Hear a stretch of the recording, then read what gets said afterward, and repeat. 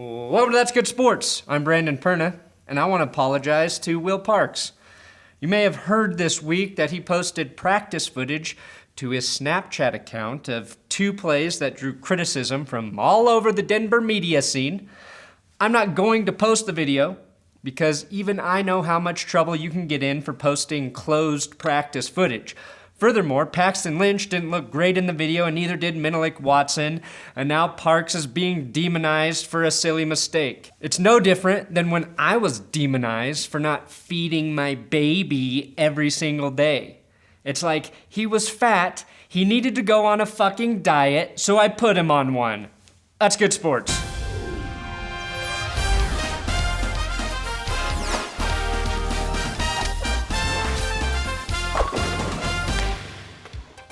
Today's episode is sponsored by TI Painting, not to be confused with a TI painting. Not sure how anyone calls him an artist. Looks like a child's painting if you ask me. Anyway, look, my friend Tracy wants to paint your house, inside or outside. He serves the Front Range and offers completely free estimates. I'm using Tracy to paint my house in a couple months, so if you mention That's Good Sports or That's Good Broncos, he will take 10% off of your paint job.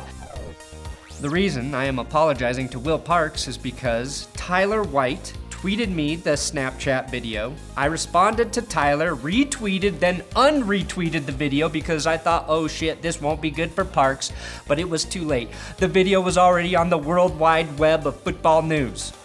The video would have been discovered regardless, but I feel bad because I think the fire started in my Twitter backyard, and I apologize because I ain't no fucking snitch. The last thing I ever want is for a player to get in trouble unless that player plays in New England. I would rat out every last one of those rat bastards. They're rats up there, I tell ya. Filthy rats, and I would rat them out. So today, to make up for being the dry prairie that fanned the flames of the Parks fire, I will release my own personal practice footage, where I, like Paxton Lynch and Menelik Watson, am not at my best. There I am practicing doing some editing, maybe a little writing for this video, and yeah, my cat seems to help me. Okay. In NFL news, John Clayton is the newest victim of the ESPN firing spree. John Clayton has covered the NFL for 23 years, which is 19 years longer than me. But from a professional perspective, it's 23 years longer than me. Think about that. John Clayton covered football for 23 years on ESPN. And the thing he's most well known for was his appearance in this commercial. With the lady. Thanks, Dan. Take care. Hey, Mom! I'm done with my segment! For a man who also lived in his mother's basement for some time while doing this show, that commercial is more relatable for me than humorous. Tragic, even. I do love the comments on this video. Can't believe ESPN fired Clayton. Fuck ESPN. But that was quickly topped by Stupido-phobic with a perfectly placed, this guy fucks, which is the one comment I hope all of you write on this episode about me. And don't try to be funny and write something like, this guy definitely doesn't fuck. I will not like those comments. Mike Tirico, who I enjoy listening to as a broadcaster during games, will be replacing Al Michaels on Thursday Night Football, which is interesting because I had no idea Al Michaels called Thursday Night Football games. If you pay attention, you can see Tirico is the future of NBC broadcasting, not just for football, but for all sports, and I think that's a great move. What I don't understand is, why the fuck was Al Michaels working 2 nights a week? If I ever get that high on the totem pole, I am doing as little work as possible for the most amount of money. That's the goddamn American dream. Hey Brandon, would you like to work the Thursday night broadcast booth in addition to your Sunday night duties? No. And if you ever ask me to work more than 1 night a week again, I will have sex with your wife or husband, because I'm not discriminating against having a female or gay boss, while you watch me do it. I work Sunday night, God's day of rest, and because of that, I rest the other 6 days a week. And from now on, you will refer to me as God, not Brandon. Let's get that clear, boss. gay, straight, female, whatever you may be. Back to Broncos news, Brandon Cristal reported on Twitter this week that Shaq Barrett, our second or third favorite outside linebacker, depending on who you like more between him and Shane Ray. Personally, I'm split between the two, but could be swayed either way pretty easily if one of them would just acknowledge that I exist, is dealing with a hip injury. What the fuck did I just say? Was that as confusing as I made it sound? The point, Shaq Barrett has a hip injury. It won't require surgery, but he's likely to miss the next few months because of it.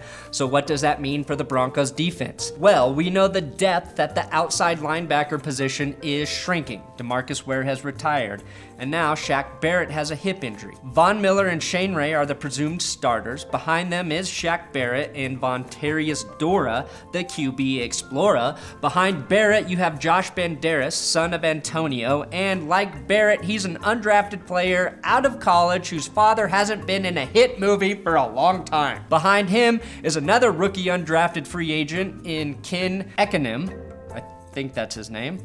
However, you should keep your eye on the Broncos free agent signing of Kasim Edebale, who, if you recall from a previous video, dabbled in WWE. Because of this injury, that opens up the door for Edebale or Dora to find a significant role in this defense with the extra time they're going to get through OTAs and training camp.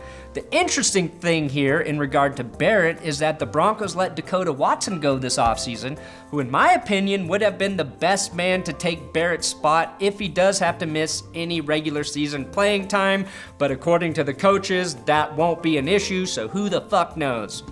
Watson proved to be a pretty good pass rusher last season when in the lineup, and everyone else on the Broncos roster behind Barrett is kind of a mystery. So we'll see what happens. Now let's check back into my practice footage. Just as I thought, doing some more research for this video, probably checking facts. Oh dear God, no. No, I forgot the camera was on. Cut, God damn it! Research can get complicated.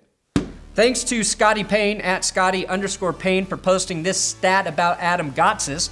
For a rookie in 2016, he had the 4th best run stopping percentage according to Pro Football Focus. Reports out of training camp indicate that the coaches are high on Gotsis, and I think in his second season, we just might see him emerge on that defensive line as a very good run stopping defensive end, which the Broncos desperately need in addition to Wolf. In fact, I think the D-line has a chance to be the most improved unit in 2017. We heard from Derek Wolfe, and he ain't taking shit from nobody no more. Adam Gotsis should be improved in his second year.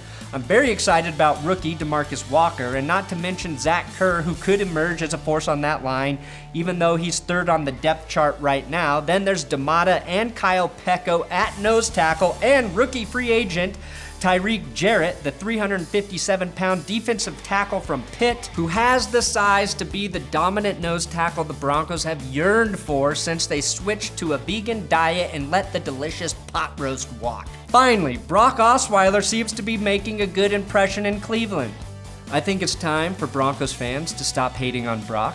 His stint in Houston was a disaster, like me talking, despite their playoff win. Remember, Brock helped lead the Broncos to a victory over the Patriots in a game that had 8 or 9 drop passes, if I remember correctly, and ultimately helped give the team home field advantage that they needed to defeat the Patriots in the AFC Championship.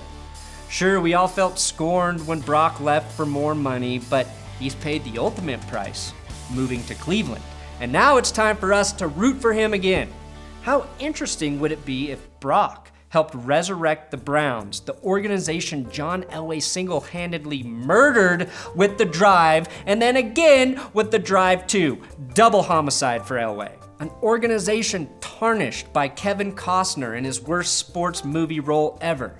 An organization that is the butt of every sports writer's football jokes.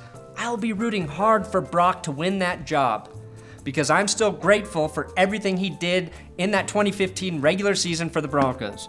Also because my friend Scott ran into him in Napa Valley and took this photo. Scott is a tall man, a handsome, tall man, but he looks like a child next to Brock. However, Scott didn't ask Brock any relevant questions about football for me to discuss on this show, nor did he plug That's Good Broncos to Brock Osweiler.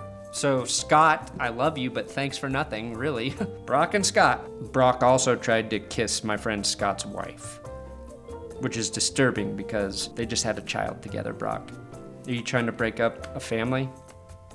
Maybe I shouldn't root for you. Thanks for watching another episode of That's Good Sports. Subscribe here on YouTube. That's the best thing you can do today. The second best thing you can do is give me a follow on Twitter at Brandon Perna, Instagram at Brandon Perna, and don't forget, you can support this channel on Patreon.